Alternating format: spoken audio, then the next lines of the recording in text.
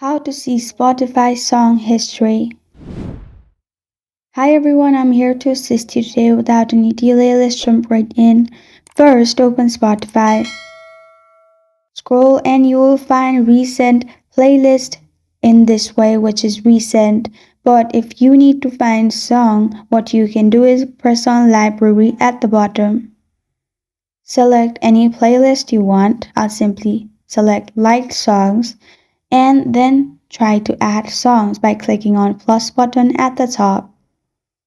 After that, you will find this kind of screen pop up. This is most played. Simply scroll to the left and you will find recently played songs in here.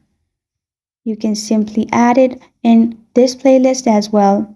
And another way is simply go to home, click on your profile at the top left.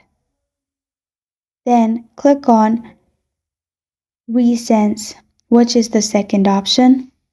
After you have clicked on Recents, simply you will find all your history in here.